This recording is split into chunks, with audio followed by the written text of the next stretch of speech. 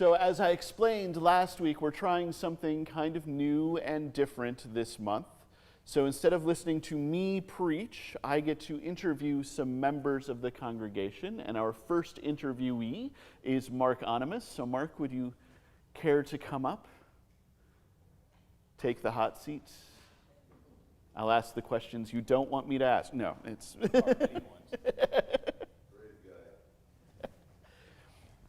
you this mic, and I have not drunk out of that water, so if you need it, you're all good. So can we just start, can you introduce, I think everyone knows you, but can you take just a second and introduce yourself? Who are you? My name is Mark Ohnemus, lifetime member, or lifetime resident in DeWitt, longtime member here at First Congregational, married to Brent Ohnemus, 3 sons, Matthew, Tyler, and Jeff. 2 lovely daughters-in-law, Heather and Charlie, and 7 grandkids floating around. And have had the opportunity to serve on various boards and roles in the church. So you are a longtime member of First Congregational, but you grew up Catholic. I grew up in a Catholic tradition. And yes. Since you grew up in DeWitt, you grew up going to St. Joe's. I did. What was that like? What was church like for you in St. Joe's as a kid? It was a very central part of our life. I was raised in a Catholic family. My father actually went to a Catholic academy for a high school, so his teachers were literally monks in brown robes, was who he got his instruction from. And so he carried that along. So Sunday morning was, you got up, you had breakfast, you went to church, you went to Mass, participated, and it was a very central part of our life. Yeah? So you participated in all of the Catholic Church for Kids has a lot of bits and pieces to it as you grow up. So you did First Communion.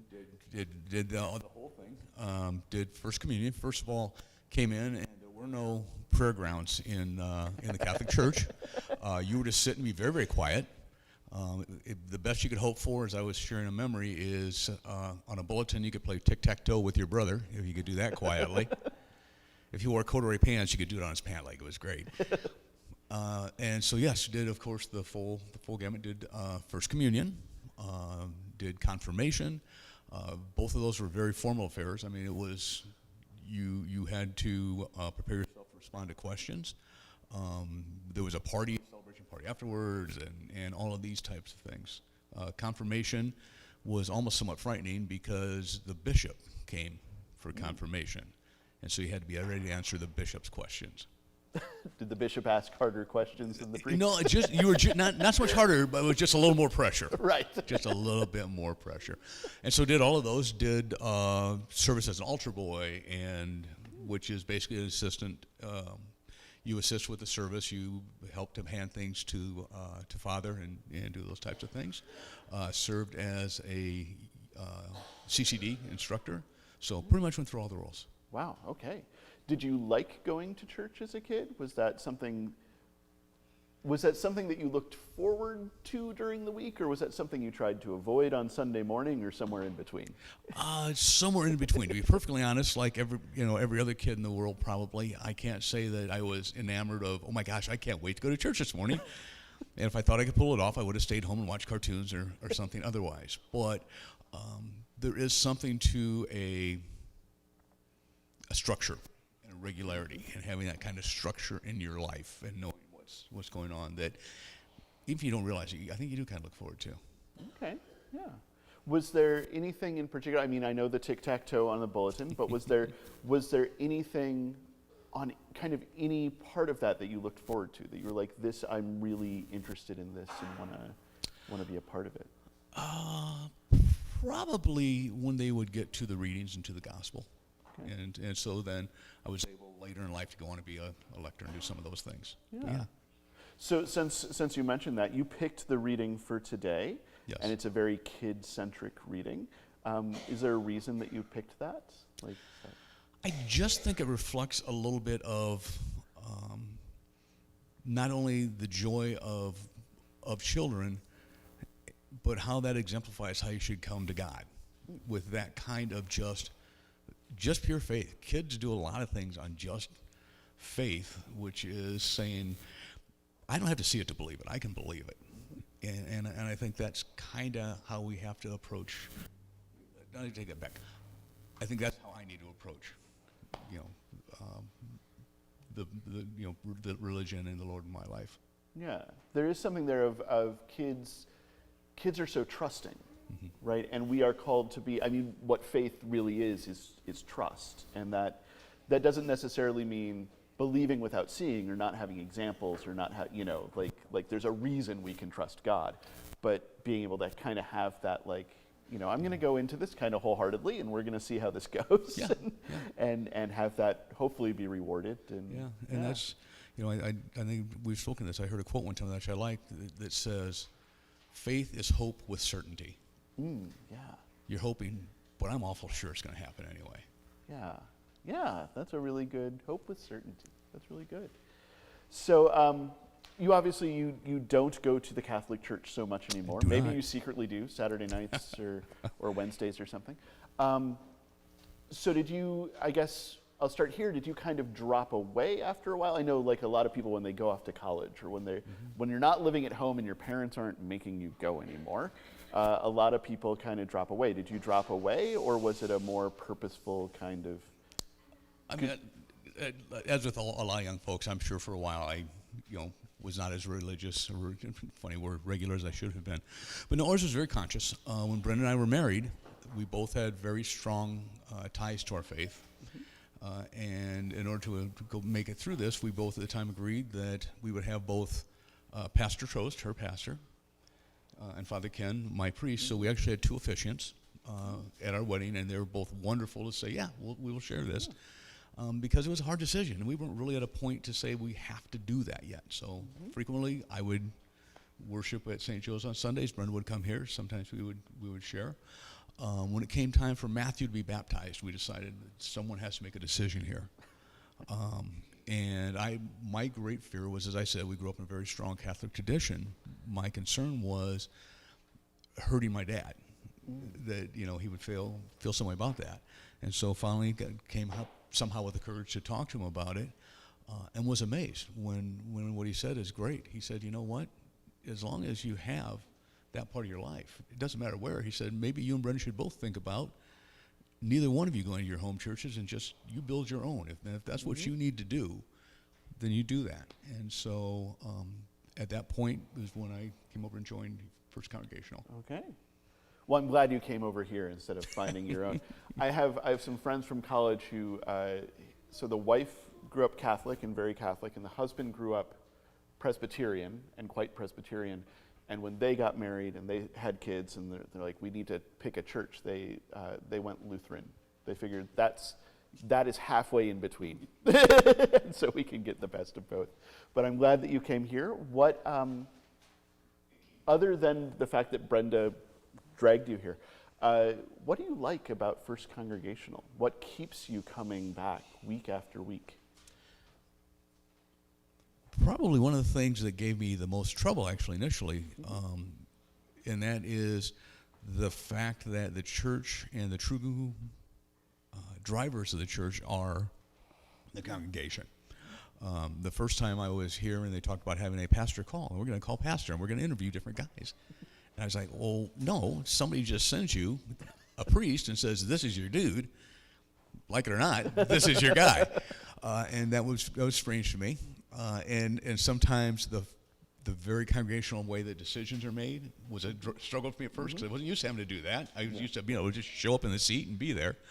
But once you get used to it and actually becoming a little more engaged in it, that's the part that draws you back, the part that you're truly more a part of it. I take it back. It's a different feeling for how you're a part of it. Yeah. Are there things that you miss about Catholicism? Are there things that you wish we did that were more Catholic, or? Probably just like others, you say there are things that you miss from your younger years. Yeah, I mean, quite bluntly, Mass has a little bit more, how should I say it, not pageantry, but more very specific structure. I can go back now after many, many, many years, and pretty much still make it through the service. They've changed a few here and there, just enough to clear it up. But yeah, I do sometimes miss that. I sometimes miss what was at the time called High Mass, Yeah. which was a very celebratory, and a big event. So yeah, there still are times you miss that. Yeah. What would you? Can you imagine us doing something like? Because I know since I came, it used to be more formal, and we've gradually drifted away from the formality. Yeah. But we could bring that back sometimes. What do you think what would that look like if we were to kind of bring high church into this? That's a very good question. This kind of space. Just that, probably more for the only time I would see that would be possibly for certain of the special holidays. You would have potentially 2 services, one which would be a more loose service, and which is a much more structured. And I'm not sure how that would deal in, but just that maybe a little bit, as I said, a little bit more pageantry, a little bit more going on. That's a good question. Yeah. I'd have to think about that. We need to get one of those censer things. So yeah. We can bring in the incense. Incense, yes. Yeah. Here, clean. Carry across town. So what's sorry, I got off track with that question in my head. No. So you keep you've been part of First Congregational for do you remember for how long? Do you want to reveal that? When did we officially join? Over 40. Over 40. 42, 43? Over 40. Yeah. Wow. So in all of that time, what's your favorite memory of First Congregational? Oh my gosh. Or a favorite memory. You don't have to too many to name. Obviously, anything involving the boys. Mm-hmm. So baptisms and first communion, not such communion, but baptisms, confirmation, things of that nature. The collaborativeship, the friendship here. Probably one of the fondest memories was not a fond memory at the time, and that was building this church. And we were insulating it, and it was winter, and it was cold. And somehow we found an ability to still fix a meal in what wasn't yet we brought it in, it wasn't quite finished yet. And the people working with that, and it was across the entire swath of the church. And it was a great thing to share. Yeah. And there are a lot of people kind of built into this building. Yes. Right? Like there's so and so did that, and so made painting the doors or doing the electric or installing this. And I can imagine as you walk through, you can, if you wanted to, you could see those fingerprints. Of Absolutely. There's Bim, there's Dick, and kind of get that sense. Which is an amazing thing to have, and probably something that we should, sometime I should sit down with you and some of the other folks who were involved in the building of this building and get all of those stories so that we can know this window is because of so-and-so. Yeah, absolutely. And this light switch is so-and-so's fault. Like it's No, but it is. When you look at these windows, you go, my gosh, Carol Beck. Yeah. Designed all of these and then worked with the stained glass artist to construct these. Yeah. And just all those things like that. Moving the window from the old church and getting the window here was a huge deal. And when that was moved in, all of a sudden it's like, that's our church now. Oh. Do you have anything from your time here where you think back and go, oh, that was such a disaster?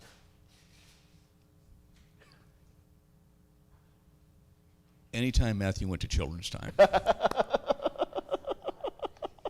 And his mother would say her favorite words to him, now you don't have to talk. But no, really, other than that, no. Yeah. No, I can't say there are times here when there are bad memories. Like any place else where people are together, there were some times we went through rough patches. Mm-hmm. But for the most part, it's amazing how well we came through them. Yeah. Well, you're bringing up Matt and children's time reminds me of when we were talking about kids and the way that kids approach faith.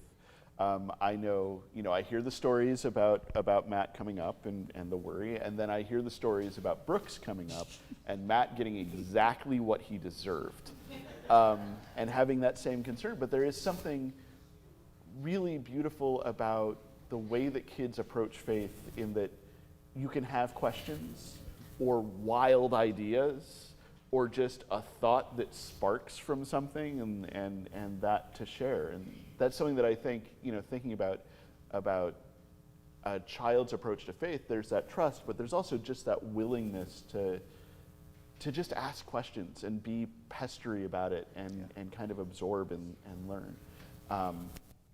And that's something that we see with kids. Is that something that you still do? I mean, do you still learn? What do you pick up? Or what questions do you have? Or how do you approach with that kind of spirit of openness?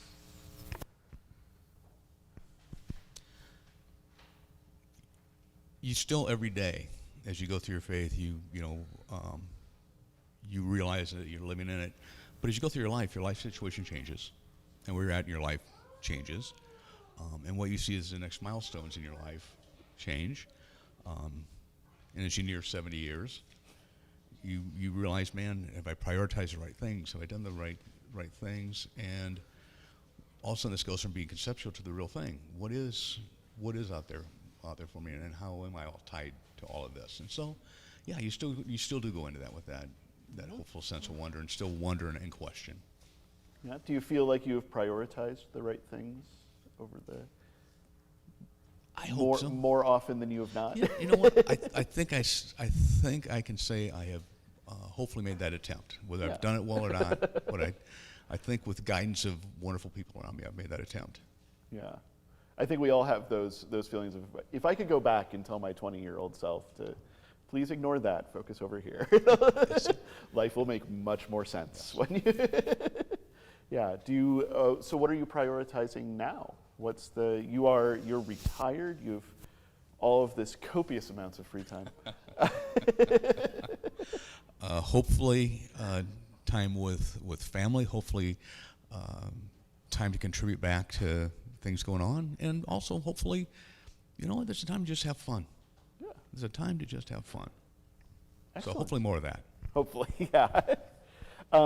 Just a couple more questions for you. I did want to ask, so each of our interviewees is picking the scripture and one or two songs. And Mark picked the song that we will have after the sermon, so Morning Has Broken. What made you pick that hymn? It is it's just one that reaches out to me, and it's a neat message of, you know what, it's going to be okay. The best times are coming, and my mom had one that I always liked, and that is, it'll all work out in the end. And if it hasn't worked out yet, it's probably not the end. Mm. And so morning will break, have faith. Have faith. Yeah. Just keep going forward with that hope and that certainty that, absolutely, that we will get to a resolution to our story that is good and makes sense. And yeah, that's a good way to look at things, and a good reason to pick a song. So that's good. And then finally, if you could pick one thing, just one thing to say, we as a congregation are going to do this thing or be this thing, what would that be? And that can change from day to day, obviously, but right now. Oh my.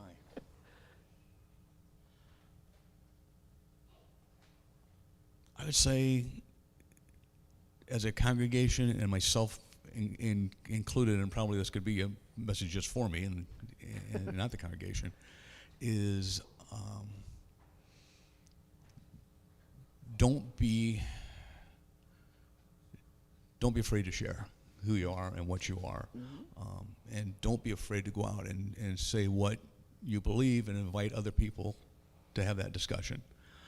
You don't have to tell them, hey, come on, I want you to believe what I believe, but say, I would really like to talk to you about what you believe and share what I believe. Because I think we got a lot of good stuff. We do wonderful things. And I'm fortunate beyond words to be able to be part of that, but we don't necessarily take it well in the community outside of us. Mm-hmm.